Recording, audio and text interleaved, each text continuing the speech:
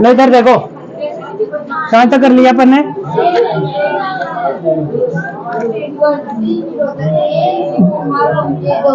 FCC का अम्ल डाल लिया है ना? अच्छा बेटा, लिखो इसके अंदर एफसीसी का अम्ल के अंदर लिखो यह पादप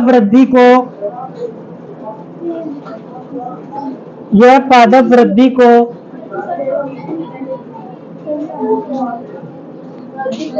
नियंत्रित करता है। यह पादप वृद्धि को नियंत्रित करता है। बीजों व कलियां निकलती है ना, बीजों व कलियों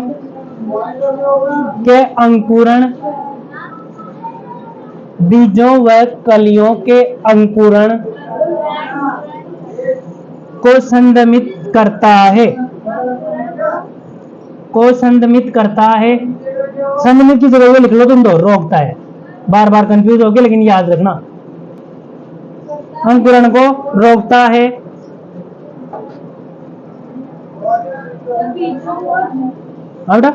बीजों व कलियों के अंकुरण को रोकता है। पत्तियों का मुरझाना, इसके बाद में लिखो पत्तियों का मुरझाना इसका कार्य है।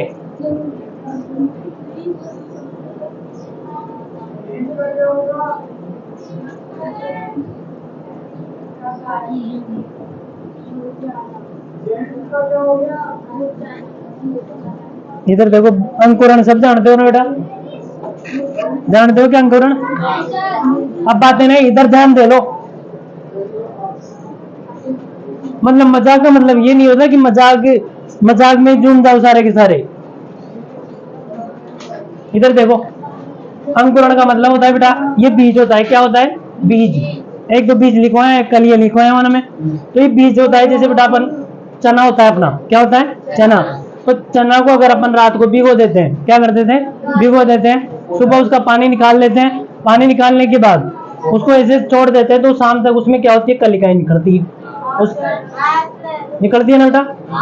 तो उसे बोलते हैं अंकुरण। क्या बोलते हैं? अंकुरण। अब इसी प्रकार से कोई पौधा होता है बेटा, क्या होता है? पौधा। तो पौधों में से भी छोटी छोटी अलग अलग कलिकाएं निकलती हैं, अलग अलग कलिकाएं निकलती है और अलग अलग तरह से ग्रोथ करती है, फिर इनमें से कलिकाएं निकलती है। तो इन दोनों को रोकने का जो कार्य होता है बेटा, वो किसका होता है? एब्सिसिक अम्ल का। किसका होता है? एब्सिसिक अम्ल का। तो कार्य याद रखना है बेटा इनका। आया समझ में? इसके बाद में दूसरा डालो, एथिलीन।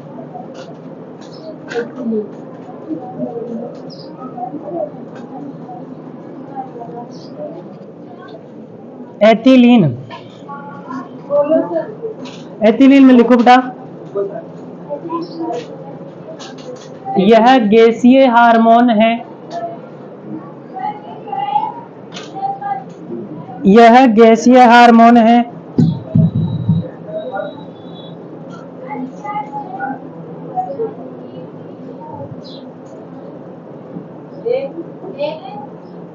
जो फलों को पकाने में सहायक है।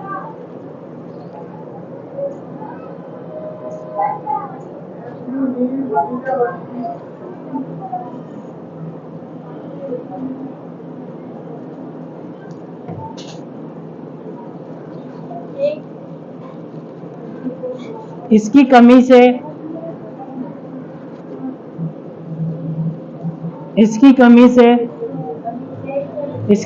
से फल पक नहीं पाते हैं।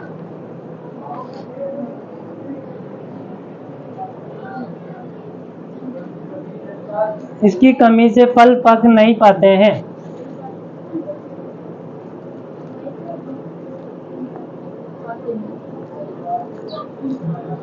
तो एथिलीन बेटा ये गैसीय हार्मोन है। क्या है? गैसीय हार्मोन है, जो क्या काम आता है? फलों को पकाने में काम आता है। लेकिन अगर इसकी कमी हो जाती है तो ये क्या करता है? फलों को नहीं पकने देता है। ठीक है? इसके बाद में बुक के क्वेश्चन निकालो नीले वाले।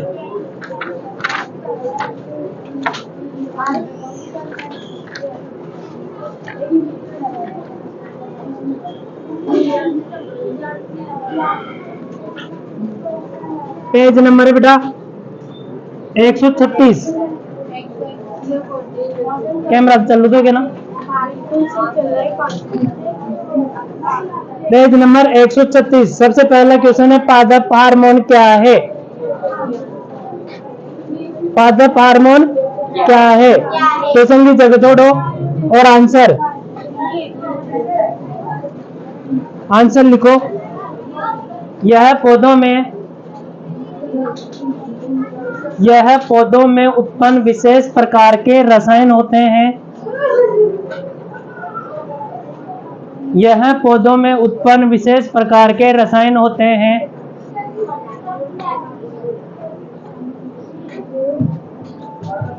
विशेष प्रकार के रसायन होते हैं जो विशेष प्रकार के रसायन होते हैं जो पौधों में नियंत्रण व समन्वय का कार्य करते हैं। जो पौधों में नियंत्रण व समन्वय का कार्य करते हैं।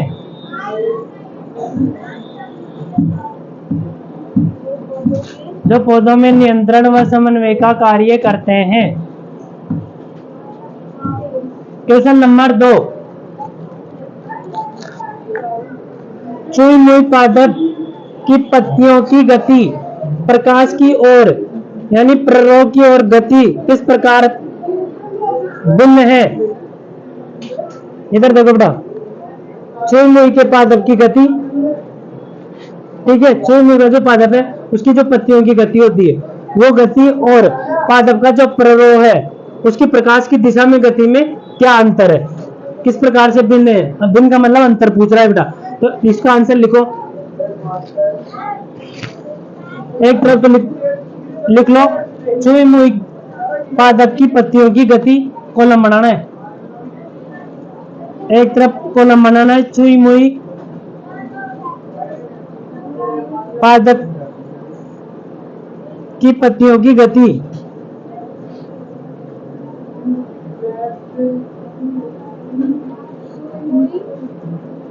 इसमें क्वेश्चन कॉल रखे हो ना बेटा, इसमें देखो चुई मुई पादप की पत्तियों की गति लिख लिया। एक कॉलम बनाओ प्रकाश की ओर प्ररोह की गति।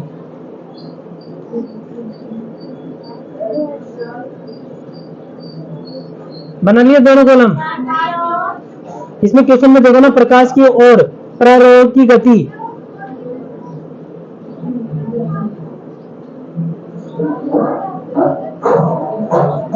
बन गया ना दो कॉलम। फर्स्ट कॉलम जो ये चुई मुई पादप की पत्तियों वाला था ना उसमें लिखो फर्स्ट पॉइंट बेटा। यह कौन सी गति है बताओ मेरे को? जो चुई मुई का पादप है ना बेटा उसमें कौन सी गति होती? लिखो यह अनुकुंचन गति है।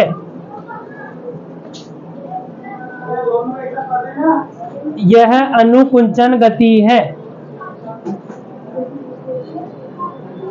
उधर क्या लिखोगे बेटा?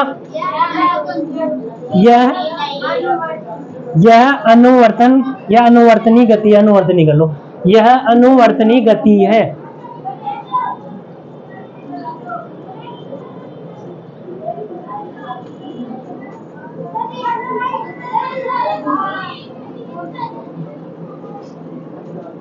अब सेकंड पॉइंट लिखो चुई मुई में इसे स्पर्शानुकुंचन कहते हैं। स्पर्शानुकुंचन कहते हैं। इसे स्पर्शानुकुंचन कहते हैं। और उसे क्या कहेंगे? प्रकाशानुवर्तन।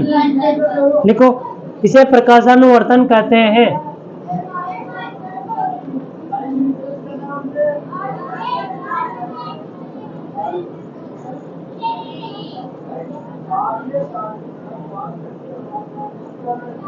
तीसरा पॉइंट लिखो बेटा चुई मुई में इसमें पत्तियों के आकार में वृद्धि होती है क्या? नहीं होती है ना, चुई मुई में नहीं होती ना, तो लिखो इसमें पत्तियों के आकार में वृद्धि, इनमें पत्तियों के आकार में कोई वृद्धि नहीं होती है। ऐसे लिख लो कोई वृद्धि नहीं होती है।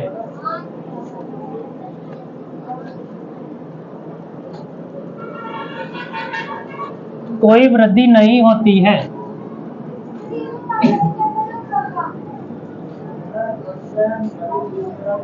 चलिए, अरे इधर लिखो, इसमें तने के आकार में वृद्धि होती है।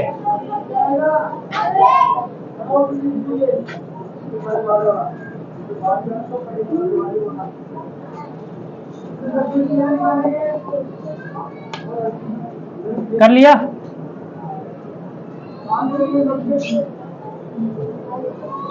इसमें तने के आकार में वृद्धि होती है। इसके बाद में क्वेश्चन नंबर 3, एक पादप हार्मोन का उदाहरण दीजिए जो वृद्धि को बढ़ाता है। बताओ कौन बढ़ाता है?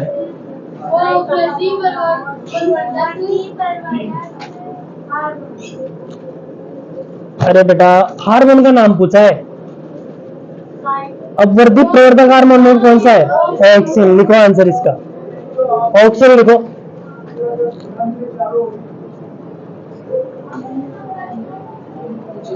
अब ऐसे आंसर में ऐसे भी लिख सकते हैं मन, वृद्धि प्रवर्धक हार्मोन ऑक्सिन लिखना जरूरी है। लेकिन वृद्धि प्रवर्धक हार्मोन कौन सा? ऑक्सिन। ठीक है, कहीं वृद्धि प्रवृत्ति की करी आओ तुम वहां पे, ऑक्सिन लिख लो। इसके बाद में क्वेश्चन नंबर 4 बेटा, किसी सारे के चारों ओर एक प्रतान की वृद्धि में ऑक्सीजन किस प्रकार सहायक है? इसका मैं लिखवा रहा हूं बेटा आंसर। यहाँ आंसर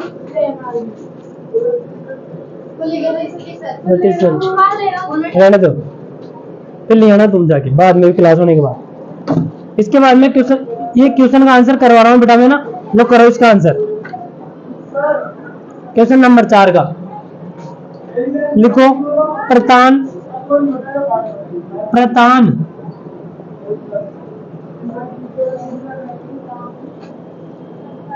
स्पर्शानुवर्तन गति प्रदर्शित करता है। प्रतान स्पर्शानुवर्तन गति प्रदर्शित करता है। गति प्रदर्शित करता है।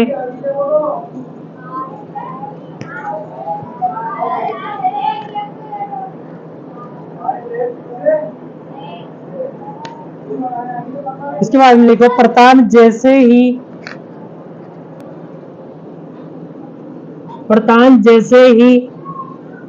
आधार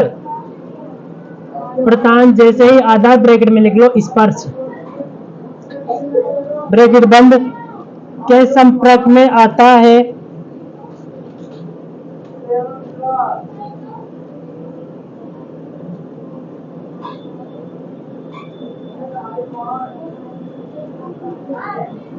के संपर्क में आता है तो इसमें करो,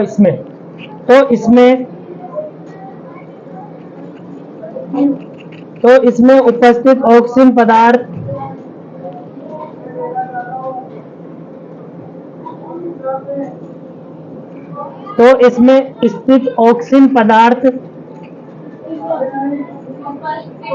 उपस्थित ऑक्सीजन पदार्थ स्पर्श के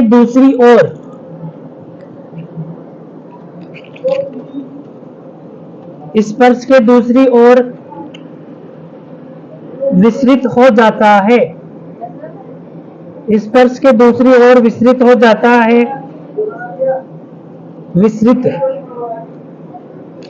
यहाँ की कोशिकाएं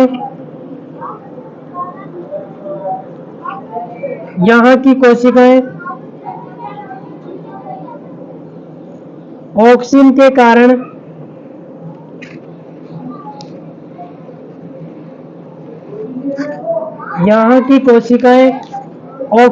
कारण अधिक विवर्धित होने लगती है।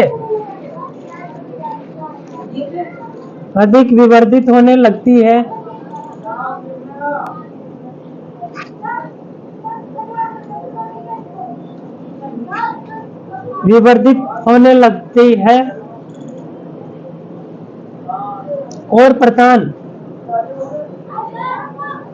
प्रतान स्पर्श की और प्रतान की स्पर्श की दिशा में गति होती है। स्पर्श की दिशा में गति होती है।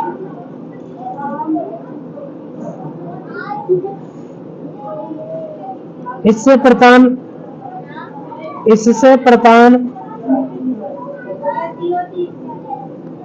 गति होती है। लिख लिया। इससे प्रतान आधार को चारों ओर से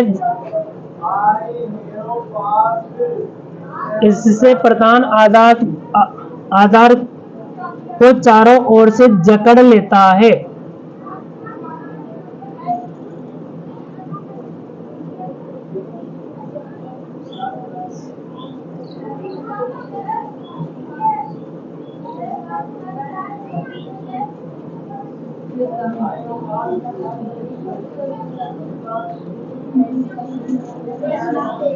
इधर देखो बेटा, समझो इसको अच्छे से। अपन मटर का जो प्रतान होता है बेटा, प्रतान उसे बोलते हैं जो स्पर्श वाले भाग से लिपटता है। क्या करता है? स्पर्श वाले भाग से लिपटता है। अब इधर देखो, जैसे ये कोई मटर का पौधा है, उधर से चाय लेके आओ जाएगी।